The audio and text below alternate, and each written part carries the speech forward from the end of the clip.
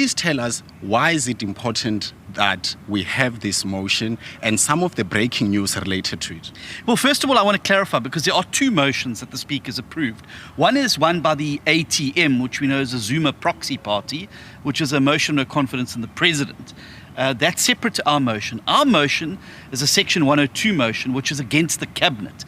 And the reason we've done this is because, first of all, we don't want to get rid of the President because we know what's waiting in the wings. We don't want to end up with President Mabuza or President Lindiwe Sisulu. It'll take the country on a fast forward down the drain.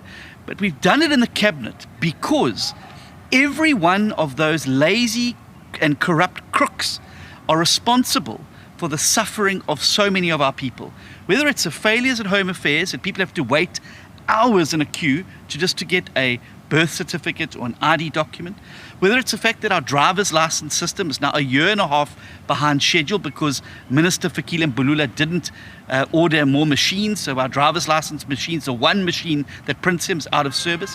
Bheki Cele's absolute failure to protect citizens and the country from the insurrection and riots during July last year, the failure of Minister Andred Lodlo around the intelligence services, the failure of the current Speaker, who was the Defence Minister at the time, to ensure that there was an adequate response, Lindiwe Sisulu's attack on the judiciary. This is clearly a cabinet that is not fit for purpose. It's not serving the interests of South Africa. It's too big. It's incompetent, and as we've seen in Zondo, is now filled with the very people who visited so much pain and suffering and who've stolen so much of the country's future, particularly from young people. So we want that cabinet out.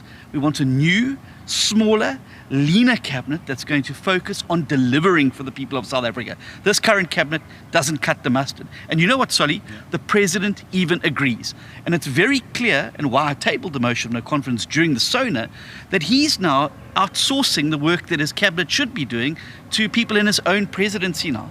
Why do we have a small business minister if we've got someone who has to go into the presidency now to focus on red tape? What else could be your job as the small business minister other than cutting red tape? So it's clear the President himself has got no confidence in his cabinet. And so we know he doesn't have the political mettle to deal with the problem and get rid of these terrible ministers. So we're going to use Parliament to help him do the job.